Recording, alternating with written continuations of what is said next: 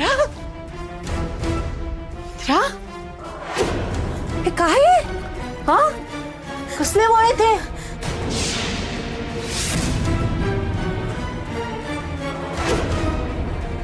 आई बघ, तू आता या गोष्टीचा इश्यू करू नकोस प्लीज. मी काय विचारतीये? हे कसले वळेत पाठीवर? मला माझ्या प्रश्नाचं उत्तर द्या आणि खरं खरं उत्तर द्या इंदिरा. सांगतोय, सांगतो.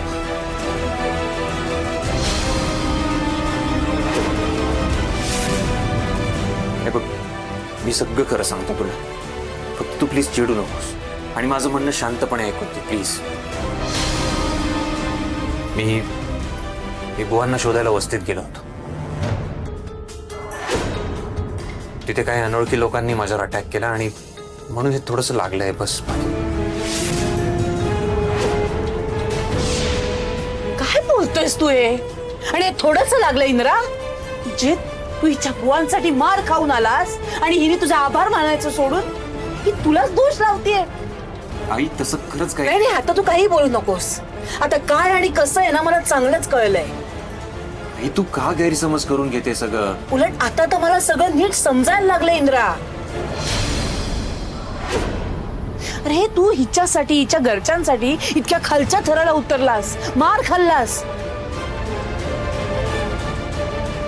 आणि त्यासाठी आभार मानायचे सोडून ही तुला जाब विचारतेय. तुझ्यावर नको नको ते आरोप करते ही पोरगी. तुझ्यावर केलेले आरोप मी आता सहन करणार नाही इंदिरा. आता मी या पोरीच्या आयुष्याचा तमाशा करणार आहे. तमाशा करणार.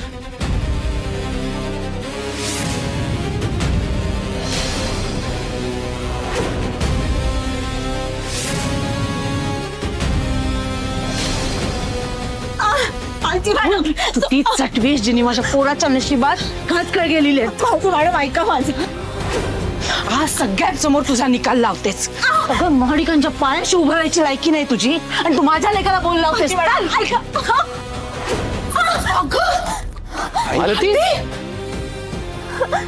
ही जागा आहे तुझी, लायकी आहे तुझी ही.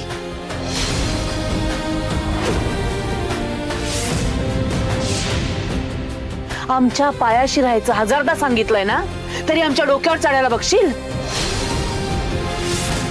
माझ्या लेकाच्या साधेपणाचा फायदा घेतलास तू. शावदसेचं ना आता खूप झालं. माझ्या लेकावर भलते सलते आरोप केले तिने.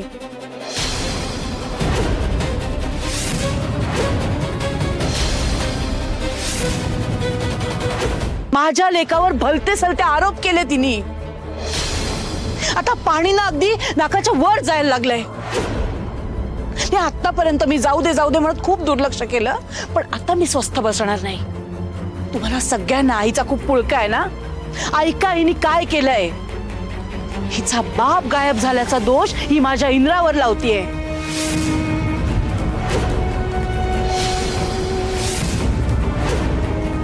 ज्याने हिच्या बापावर स्वतःच्या बापा इतकीच माया केली, तो हिच्या बापाच्या जीवावर उठलाय असं म्हणणं हिचं.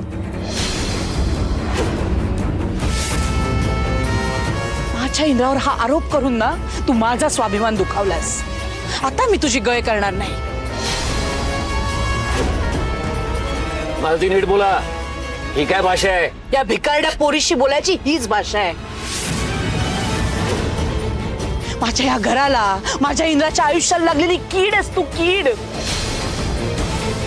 तू इतकी अपशकुनी आहेस ना. त्याच्या आयुष्यात आल्यापासून त्याचं सुख, त्याच्या चेहऱ्यावरचं हसू सगळं गायब झालंय.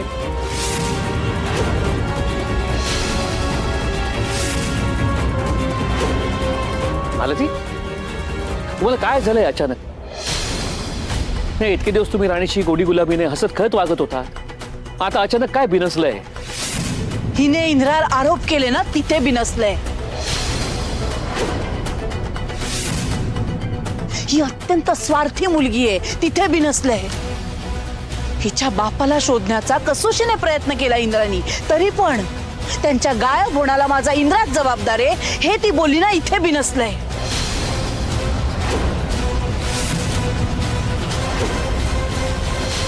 मॅडम मला तसं नव्हतं म्हणायचं. मग काय म्हणायचं होतं ग तुला? काय म्हणायचं होतं? तू हे बोलली नाहीस? बोल ना. मी माझ्या कानांनी ऐकलंय. तुझ्या वडिलांच्या गायब होण्याला माझा इंद्रा जबाबदार आहे हे असं तू बोलली नाहीस का? आई प्लीज, तू जरा शांत होतेस का?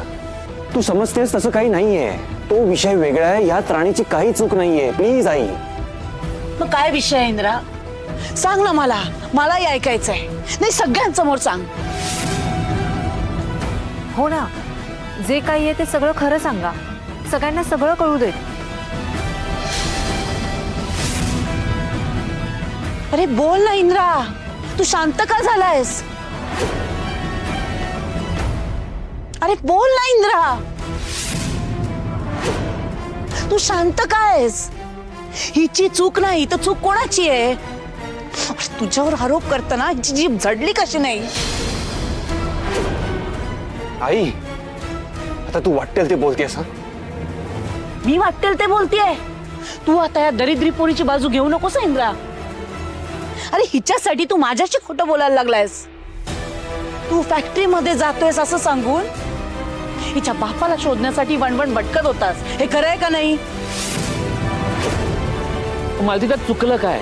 तो त्याच्या बायकोच्या घरच्यांसाठी एवढं करूच शकतो ना. हे करू शकतो ना, पण या तुमच्या लाडक्या हुकमाच्या राणीला त्याची किंमत आहे का?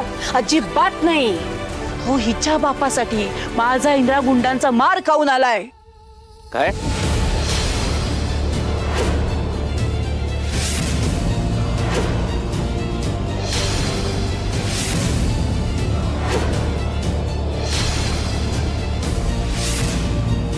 नाही, तुम्हाला पुराव्याशिवाय माझं म्हणणं पटणार नाही ना. तुम्हाला आता पुरावा देते. दाखव इंद्रा, आई, दाखव.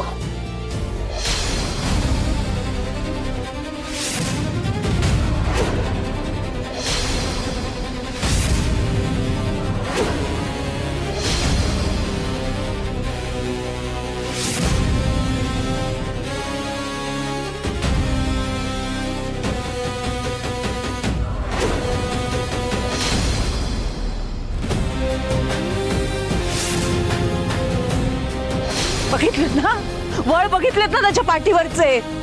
आणि इंद्रा, तू दरवेळेस तुला पाठीशी घालत असतोस ना. मग हे काय आहे? दादा, अरे किती लागलंय? अरे हे सगळं तू आधी का नाही सांगितलंस? आबा, हे असं काहीतरी होईल याची कल्पना मलाही नव्हती. मी फक्त बुवांना शोधायला गेलो होतो आणि काही अनोळखी लोकांनी माझ्यावर अचानक अटॅक केला.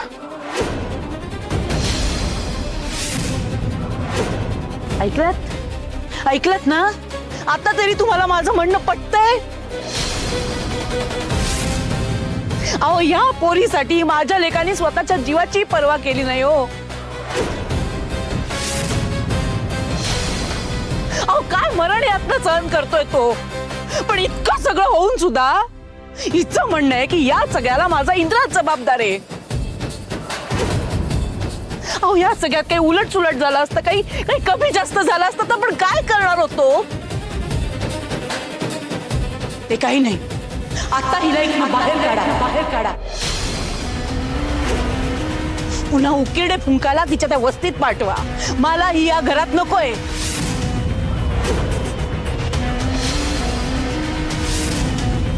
आई प्लीज, या सगळ्यात राणीची काहीही चूक नाही. तिला दोष देऊ नकोस. ती माझ्यासोबत थांबायला तयार होती.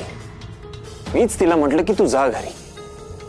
इनफॅक्ट राणी माझ्यासोबत थांबली असती ना तर हे सगळं झालंच नसतं. अगं, या सगळ्यात कोणाची चूक असेल तर ती फक्त माझी.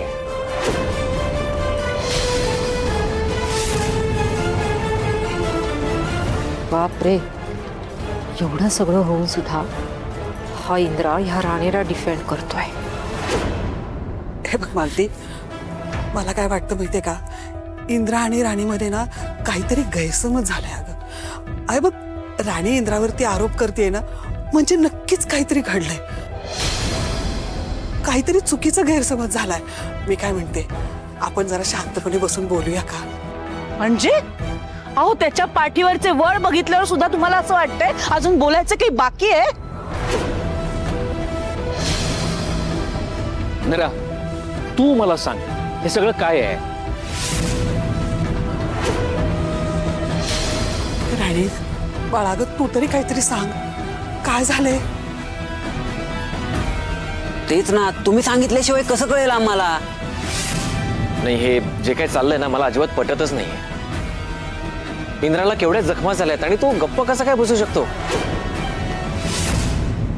हे सगळं जे काही चाललंय ना हे या राणीमुळेच होतंय आणि इंद्राची अवस्था सुद्धा नाही राणीमुळे जरी असं मला वाटतंय. आता अति होत आहे आणि आता इंद्रा सुद्धा तिच्याच बाजूने उभा राहतोय तर आपण तरी काय बोलणार? बघितलंस का? तुझ्यामुळे माझ्या लेखाला दोष लावतायत, त्याच्यावर बोट उचललं जातंय. ए राणी, ही रडायची नाटकं आधी बंद कर आणि नक्की काय झालं ते सांग. मी सांगतो.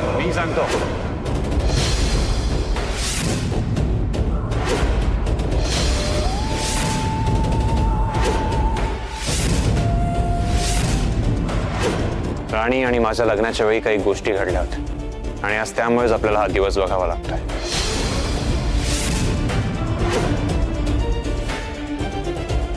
आमच्या लग्नाच्या आधी राणीने माझा अपमान केला होता. त्यामुळे फॅक्टरीत काही कामगारांनी संप केला होता. या सगळ्याला राणी कारणीभूत होते. राणीने माझा अपमान केला म्हणून मी तिचा बदला घ्यायचं ठरवलं होतं. त्यासाठी मी एक प्लॅन केला. सगळं काही माझ्या प्लॅननुसार होत होतं.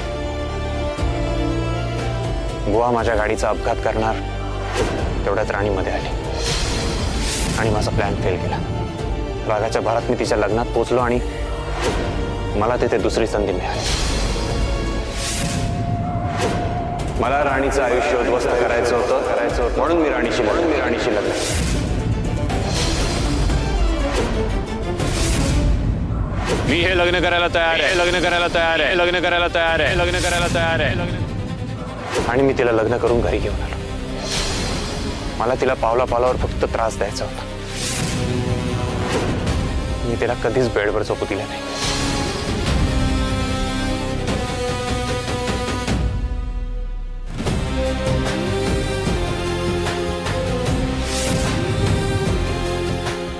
ऊन असो पाऊस, मी तिला सतत बॅल्कनीमध्ये झोपायला सांगितलं.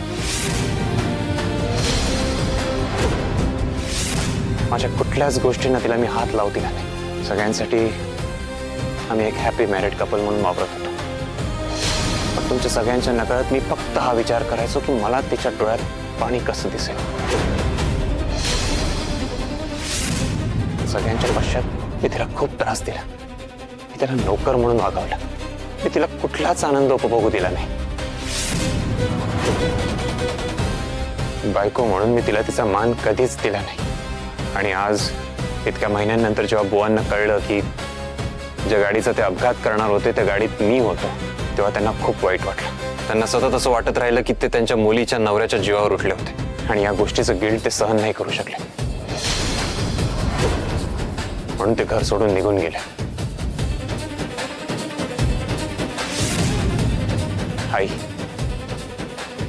आय होप तुला आता तरी कळलं असेल की या सगळ्या मागे राणीची काहीच चूक नाहीये.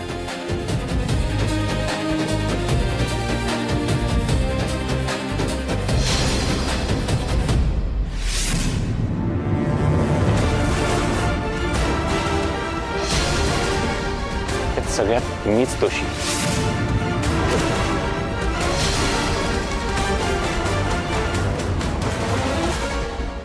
हे जे काही सगळं घडलंय त्यासाठी मीच रेस्पॉन्सिबल.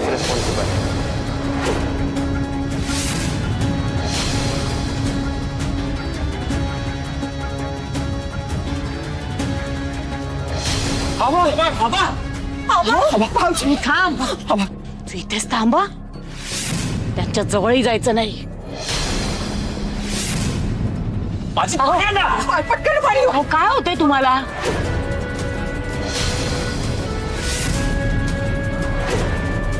बोला ना काहीतरी. पाणी.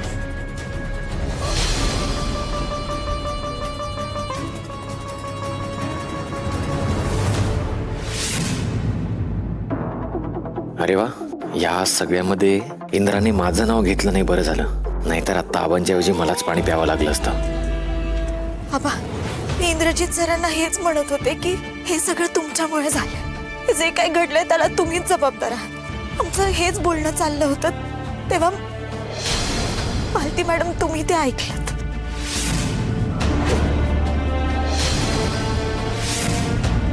खरं तर संक्रांतीच्या रात्रीच आमचं याच्यावरून भांडण सुद्धा झालं होतं.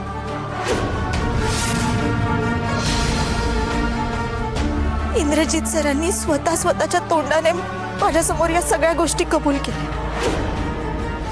खरं तर मी घर सोडून सुद्धा निघून गेले होते,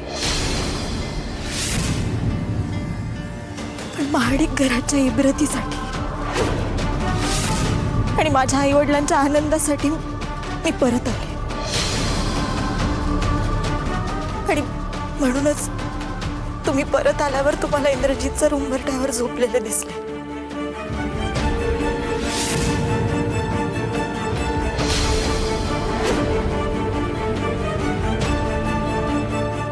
आता बस झालं. जे काही मी सगळ्यांपासून लपवून ठेवलं होतं ते आता उघड झाले. डोक्यावरचं ओझं हलकं झाल्यासारखं वाटतं. कारण आता मला सहन नाही होते.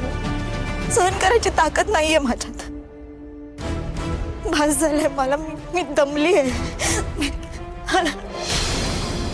ए बाई, काय फक्त तुझ्या एकटीची सहन होत नाहीये, यांनी पण तितकंच सहन केलंय आणि तूही त्याचाच बदला घेतेस ना.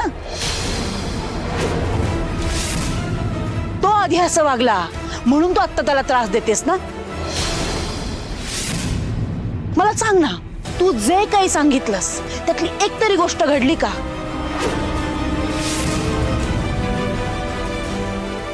तुझ्या बुवांनी माझ्या इंद्राची गाडी उडवली का? तुझ्या लग्नातून तुझे बुवा निघून गेले का? माझ्या इंद्रामुळे तुझ्या बुवांनी त्यांच्या जीवाचं काही बरं वाईट केलं का?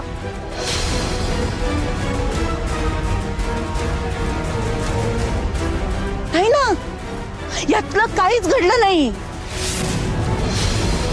म्हणजे माझ्या इंद्रामुळे तुझं काहीच नुकसान झालं नाही. जे काही झालंय ना त्यात तुझं भलंच झालंय. नुकसान तर माझ्या लेकाचं झालंय ग.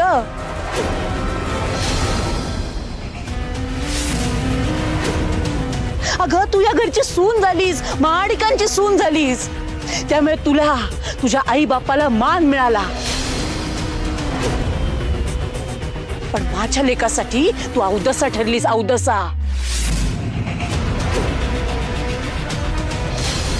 मला सांग ना, त्या दिवशी माझ्या इंद्रामुळे तुझ्या बुवांचं काही नुकसान झालं का?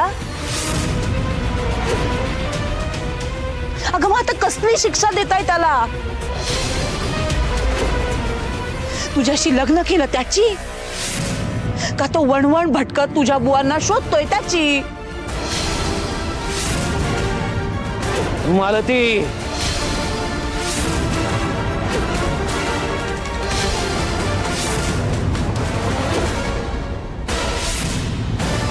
हो,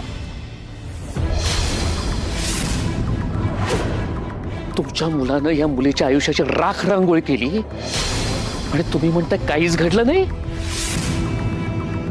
हे म्हणताना तुमची जीभ झडली कशी नाही? हो, बुवा निर्मळ मनाचा माणूस आहे. हे सगळं ऐकून मला एवढा धक्का बसलाय. त्यांचं काय झालं असेल मी कल्पना न केलेली बरी. मला ती सगळं संपलंय. इंद्रा,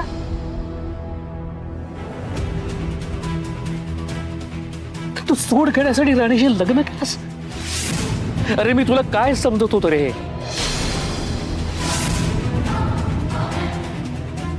तू बदललाय, सुधारलायस असं वाटलं होतं मला. रोज देवाचे आभार मानायचो मी की माझा मुलगा बदललाय. तुझंही कौतुक करायचो, तुझा अभिमान वाटत होता मला. पण तू तर नीची निघालास रे.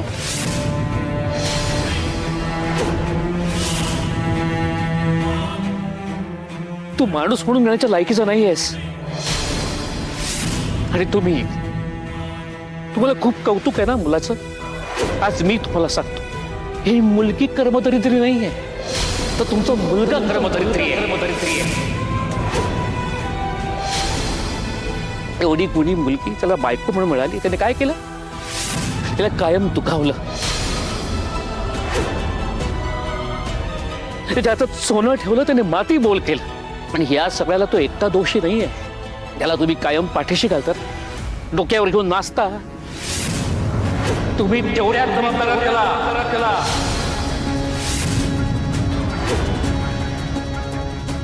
आज एक गोष्ट मला खरी खरी सांगा, इंदिरा बदला घेण्यासाठी राणीशी लग्न करून तिला घरात घेऊन आला, ही गोष्ट तुम्हाला माहिती होती का नाही?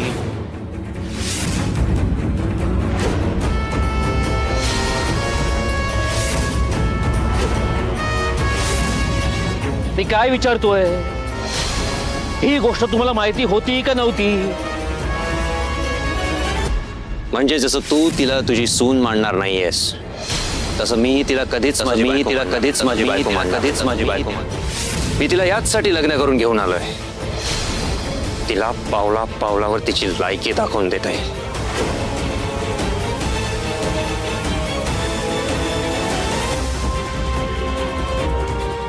मी गप्प राहिलात यातच मला माझं उत्तर मिळालं. माझी बायको, माझा मुलगा क्या खालच्या थराला जातील असं वाटलं नव्हतं मला. हा, लाज वाटते तुमची, म्हणजे स्वतःची. इतक्या गरीब लोकांबरोबर राहतोय मी, तुम्ही दोघेही माझ्या नजरेतून कायमचे उतरलात.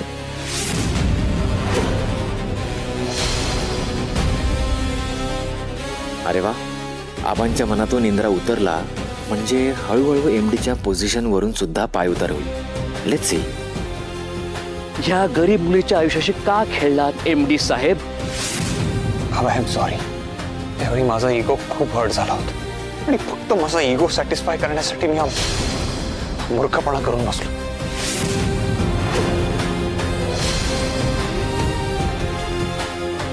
पण आता आबा असं बस, आता एक शब्दही बोलू नकोस.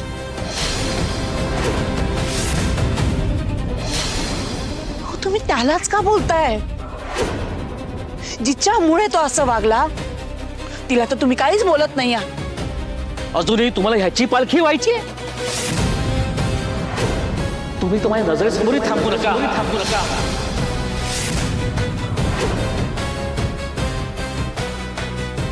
खरं तर तुम्ही दोघांनी जे वागलात ना, त्याकरता राणीची नात असून माफी मागला. पण मला माहितीये तुम्ही माफी नाही मागणार, कारण तुमचा अहंकार तुमच्यापेक्षाही मोठा आहे. पण मी माझा अहंकार कधीही मोठा होऊ दिला नाही आणि कधी होऊ देणार नाही. या घरात राणीचा अपमान झालाय, तिला दुखावलं गेलंय. पहाडी कुटुंबाचा प्रमुख म्हणून मी तिचा तेवढाच गुन्हेगार आहे. माझी पोर जळत्या निखाऱ्यावर चालत होती, मला कळलंच.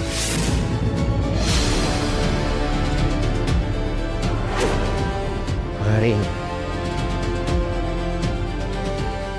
मी तुझ्या नजरेला नजर नाही देऊ शकत.